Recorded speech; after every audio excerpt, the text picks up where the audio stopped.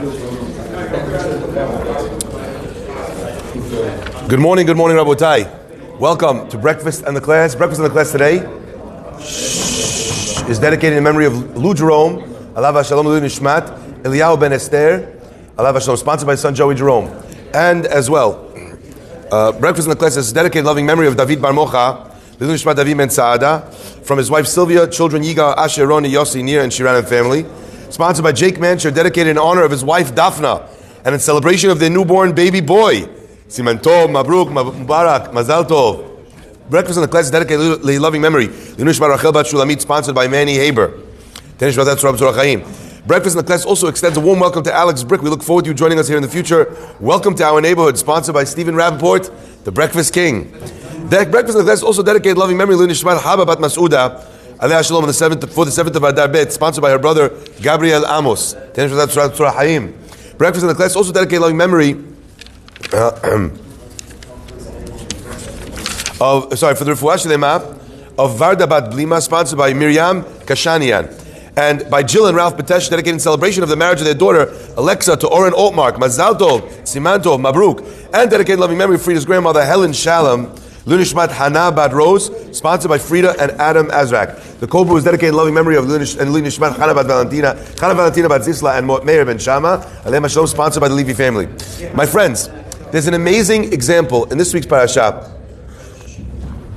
of a beautiful concept that appears all throughout the human experience, and it's only referenced here with regards to the korbanot. But I wanted to just share for a minute what these ideas are and give you a beautiful chidush that was shared with me only yesterday by a very dear friend of mine called Itamar Isaacson, otherwise known to his friends and family as Sumi. He also has a big chatuna coming up, so we want to say Mazal Tov Mabruk for the wedding, but also Mazal Tov Mabruk for this beautiful chidush. We read in this parasha about korbanot, and the concept of korbanot is related, as we've mentioned already, to an idea of closeness. A person wants to come close to God. We speak about the idea of bringing a korban, having a sacrifice, but that sacrifice is meant and designed to bring a person closer to God. So korban comes from the word karov, which means that a korban is karvan, something which brings you closer.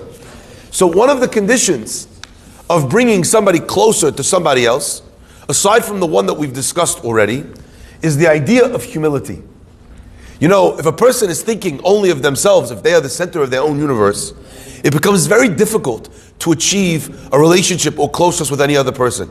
So our parasha begins, as we know, with the word Vayikra, and the Aleph is written in a very small way, because Moshe Rabbeinu it was tasteless to him. It was horrible to him to write in a book that he brought to the world, Vayikra, which means, and God called to him an expression of closeness.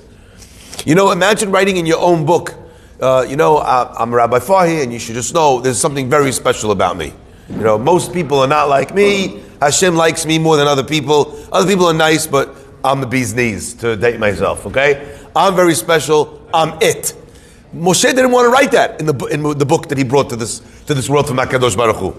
So he asked God to eliminate the Aleph from the word Vayikra, changing what would change the word to the word Vayikra, which means, and God happened upon him. He chanced upon him. A language that we find by other people that were much less, maybe, shall we say, holy. Like Bil'am. God appears to Bil'am in the middle of the night. Bil'am is not deserving of his prophecy. But God happens to him because the non-Jews of the world, they needed a Navi, so God gave them a Navi. But Bil'am was not a special person. We see all sorts of terrible things that are written about Bil'am, about the type of person that he was. So Moshe Rabbeinu wanted that the Pasuk should maybe refer to him in a language that was similar to the least of the Nevi'im, not to the most of the Nevi'im. Okay? Let me add, if I can, another example of this idea of HaKadosh Baruch Hu, of a person, experiencing humility, and how that humility itself brings tremendous nachat ruach, brings a sense of unbelievable joy, of connection, of acceptance of a person's actions and their deeds in front of HaKadosh Baruch Hu. The Pasuk later on talks about how a person who can afford a big korban olevi yored, rises and falls. A wealthy person brings a different korban to a poor person. The wealthy person, if he can, he brings some cattle. If he can't afford that, he brings 2 birds. If he can't afford the birds, he brings a mincha. But the pasuk says by the birds something very interesting. It says, he takes off the certain parts of the animal, but he puts it on with notzata, with its feathers. Rashi says on the spot, you're telling me that you bring the korban of the bird with its feathers on the mizbeach? Don't you know, even any regular person, if you burn feathers, the smell is so terrible, no one could even stand in the same room? Why are you burning the feathers of this bird? You should defeather the bird and then burn it. And Rashi brings an unbelievable concept. The concept, the idea that Chachamim explain is that when you have a person who's bringing a sacrifice from a bird, the bird next to the big portions of the animals that are being brought on the mizbeach is tiny.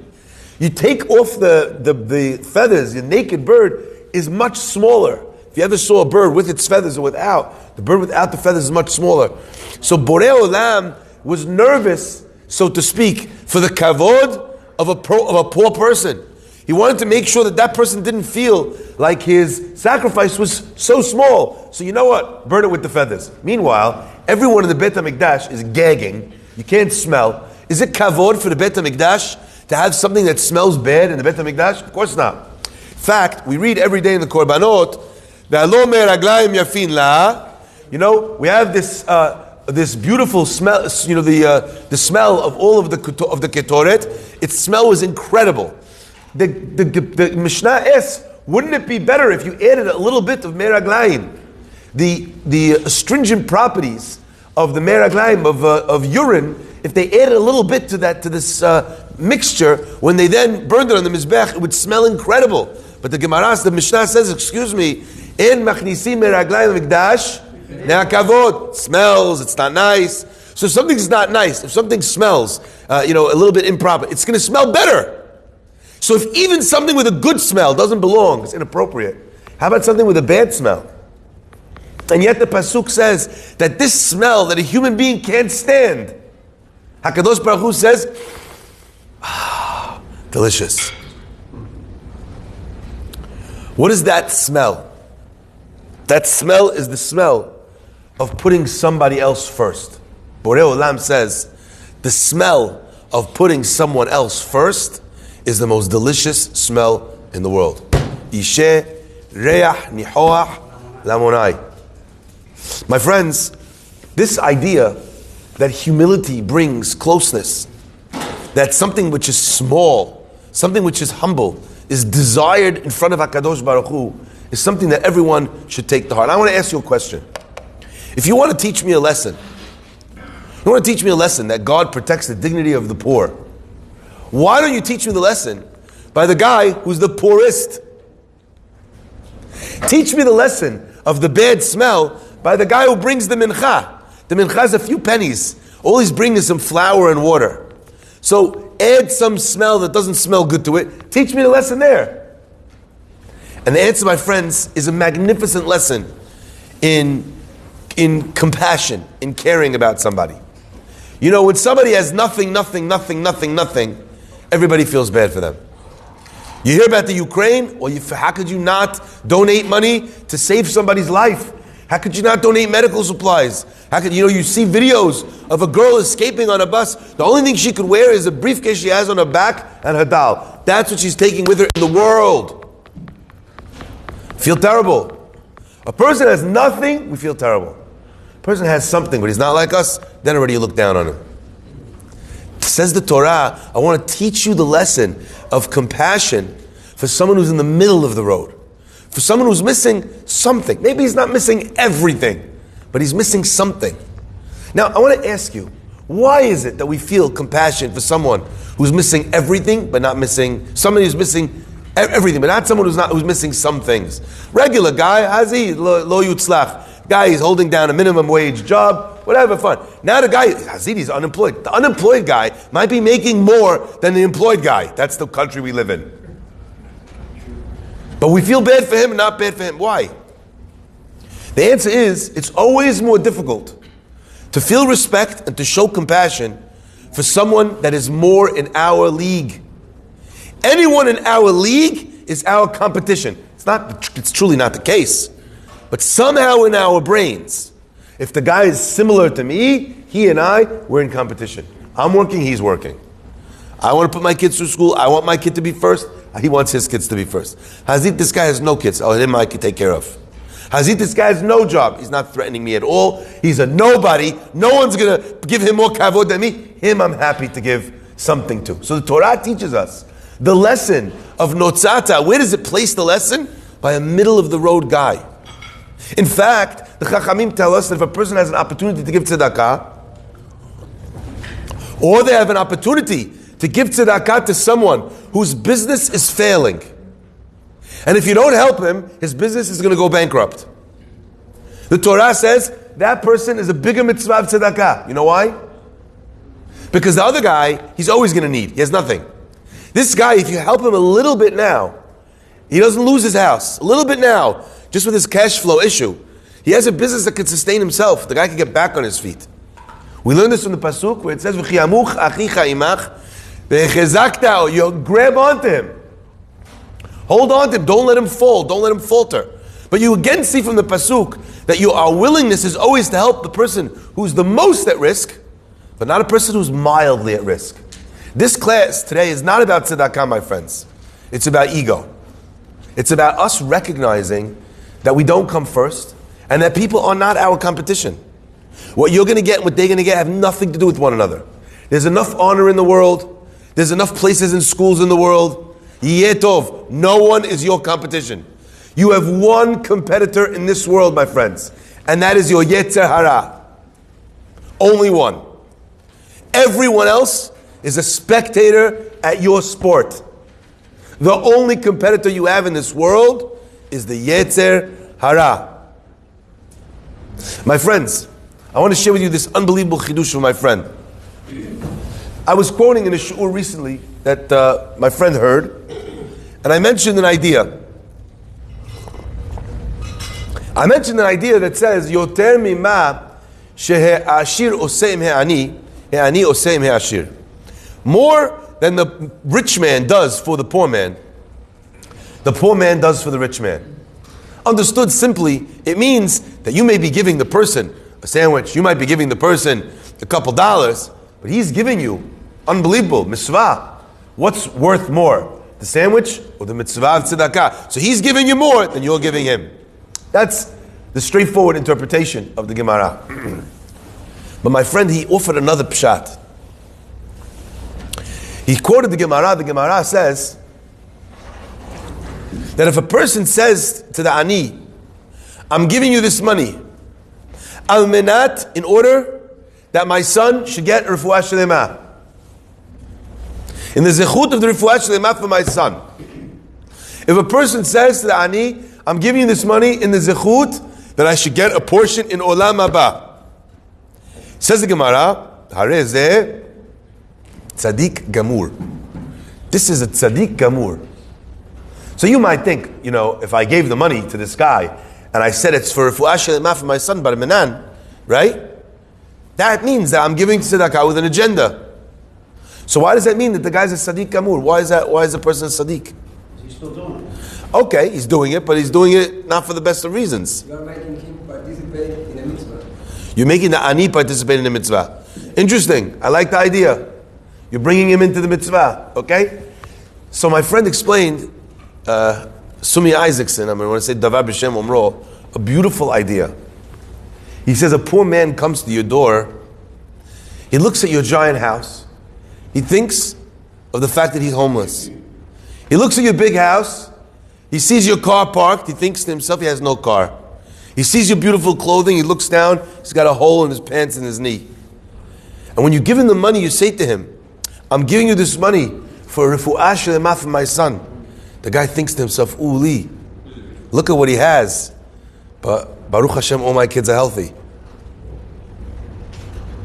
You help him realize that his situation is not as bad as he thought it might be. Because you, at the top of the mountain, It's not all it's cracked up to be. Think of the chizuk that he gets from that. The guy comes to the door, you tell him, as soon as you give him, you say in order, I should be zocheh to a place in Olam Haba. Why are you saying that? You're reminding the ani that it's true that I have all of this. But has v'shalom, maybe everything that I'm getting over here in this world means that when I get to Olam Haba, I have nothing.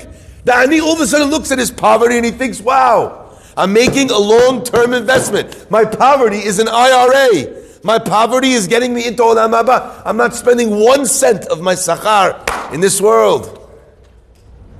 This guy, wow, Sadiq Gamur.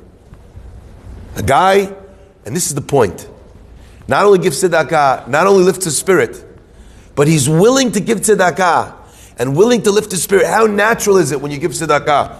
To feel great and grand. Not only am I a wealthy person compared to this guy, look at what a Sadiq I am. I'm sharing it. Heck, the guy feels full of hot air. In that moment, to think of this man's feelings and lower yourself to ensure that someone else is not getting embarrassed is the greatest isheh reach mihoach lamunai. It's beautiful. My friends, it is beautiful to offer someone who is less than the feeling that he is equal to. I said last night a chidush to my dear friend Rabbi Ari ben Shushan. You know, the pasuk says in many places that Borei Olam is mashpil geim. What does that mean? God brings down geim, those that are at the top, the Baal Ga'ava, the Ge'eh, the person who's very proud, he's got everything. God brings him down a couple notches. And what does he do with the people at the bottom?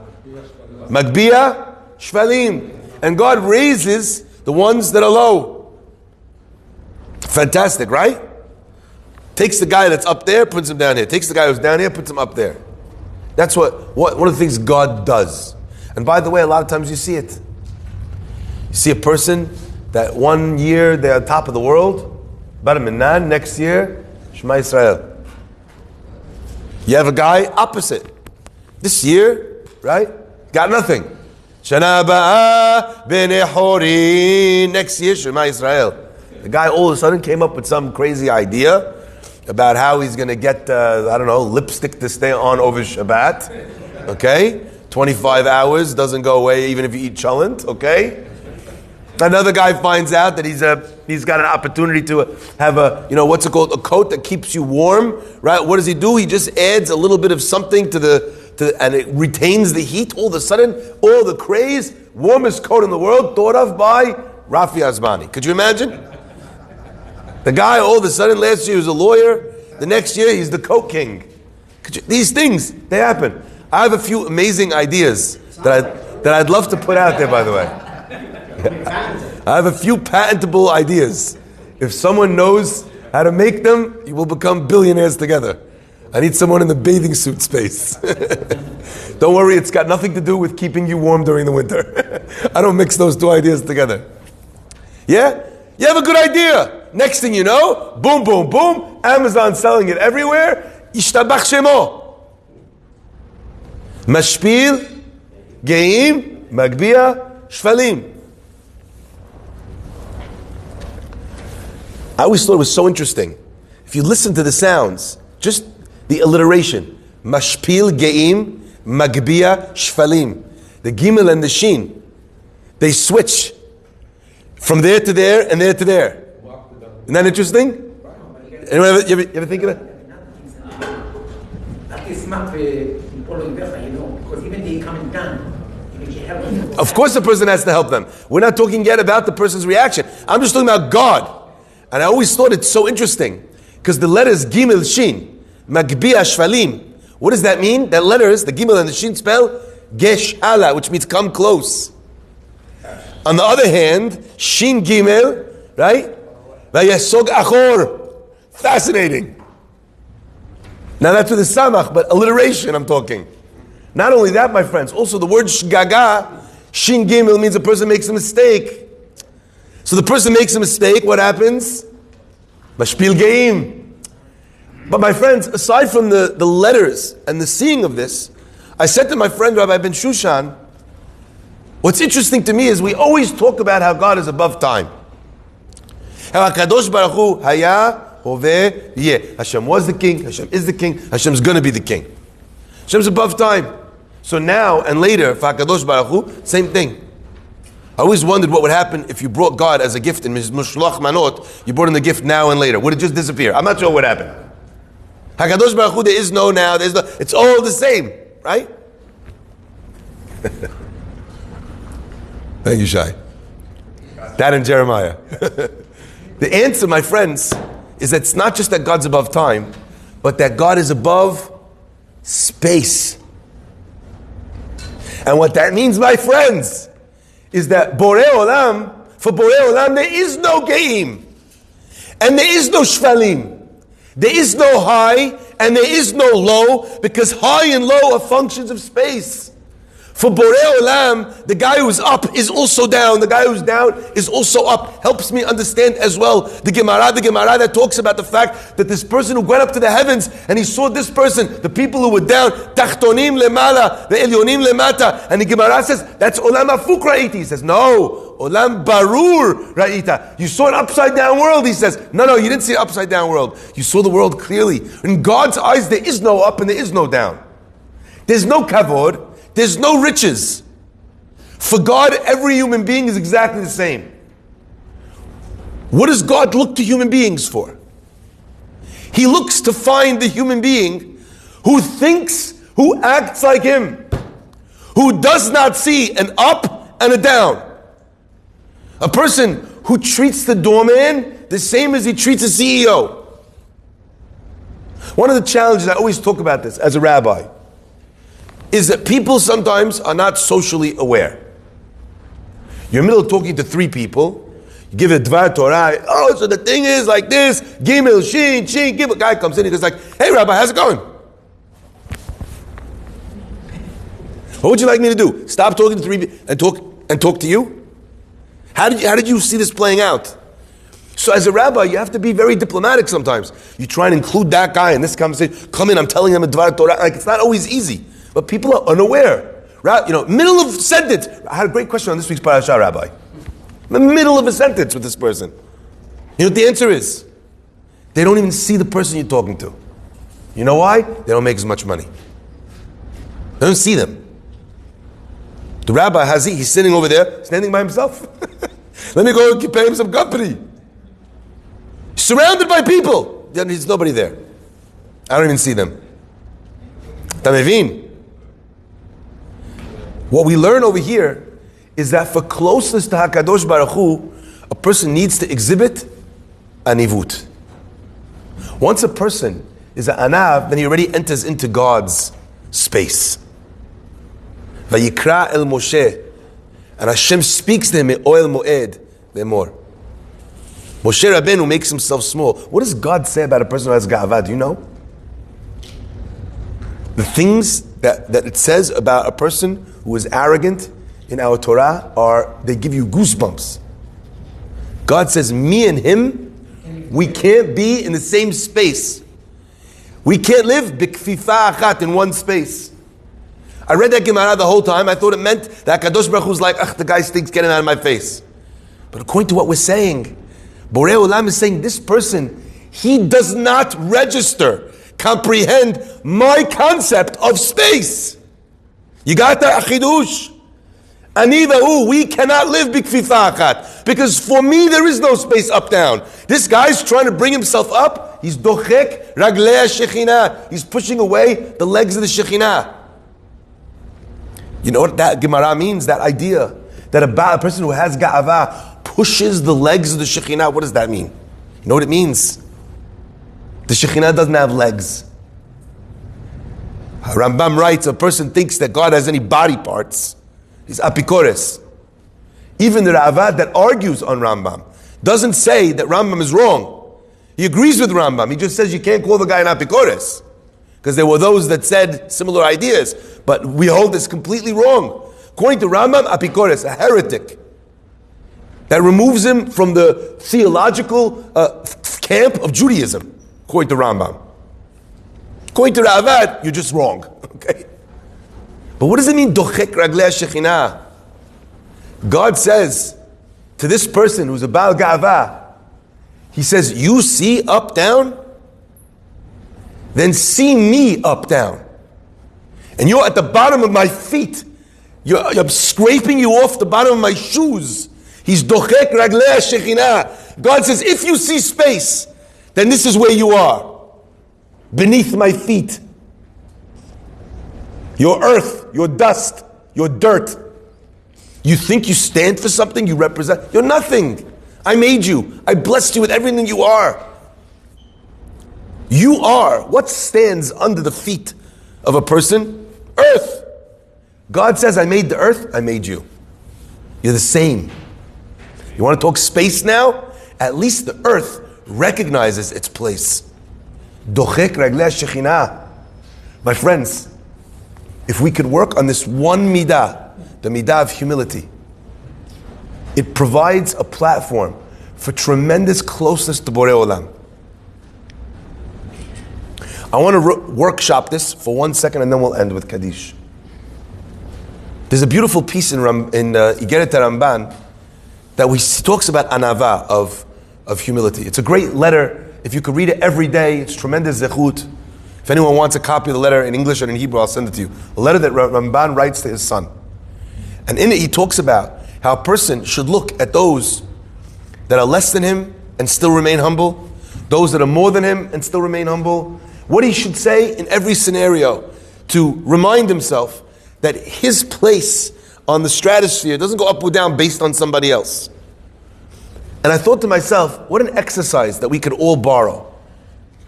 You know, you look at someone, the guy's hazik case.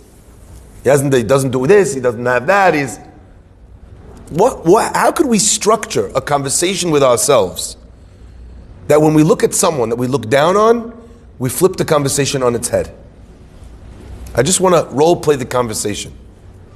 Every single person in this world who succeeded had a moment, an opportunity. They had a connection.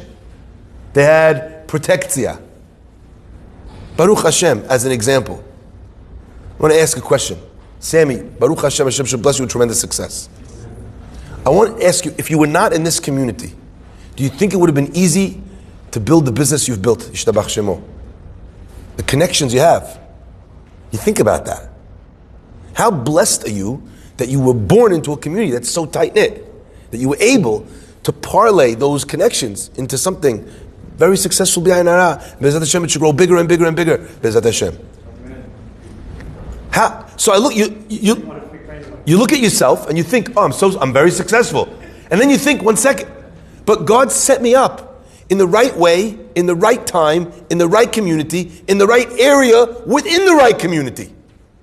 You know, deal, you might have less customers. Right? Amazing. A person like me, I could feel very good about my job. No. God blessed me to be born into the family I was born, to watch the all-time best, the OG, Rabbi Farhi Sr. There's nobody like him in the world. Mafi Mitlo. My mother, Mafi Mitla. So I won the genetic parental lottery. So you know what? I learned it in my house. I was born with it. You know, if you're a Farhi, you'll probably be a rabbi. If you're a Manning, you'll be a quarterback. And if you're a Farhi, you'll be a rabbi. Right? The whole Amlifei, right? From the time they're young. Thinking of chucking it across the room.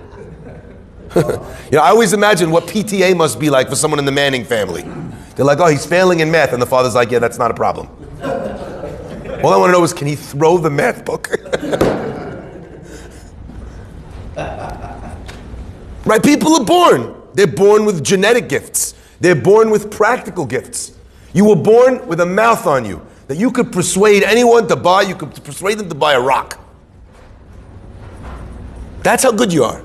Because you could talk your way in and out of anything. God gave you that. There are some people, they can't barely open their mouth. So when a person thinks of themselves that way, they look at someone, they never look down on them. Because you know what? That guy, he doesn't have what I have. He wasn't blessed with what I'm blessed with. And when a person thinks that way, they're humbled even with their own successes. And they look at the other person and they have a lot of respect. You know, I have a lot of respect. This rabbi, he grew up, his family wasn't religious. The guy himself did teshuvah when he was in high school. How's a guy who did teshuvah in high school, how did he get to be a person who's also doing the same job as me? I think I'm better because I have a bigger shul. He's better because he has a shul at all. Do you understand this? This concept, you know, I always think a beautiful line, and I'm gonna, like I said, I'll end with this. We say in the Kiddusha, Ayeh Mekom Kebodo Laharitzo. Where's the place of HaKadosh Baruch Hu's kabod laharitzo, to bring him glory? I want to read that differently. You know what the kavod, you know what glory it is to give to God for a person to say ayeh makom? Where is this concept called place? Who's high? Who's low? Oh borei olam. Ayeh makom kebodo laharitzo. If you say I don't see any place, all I see is God's gifts. There's no up, there's no down. There's only God. That is the greatest honor and the greatest glory you could give to God.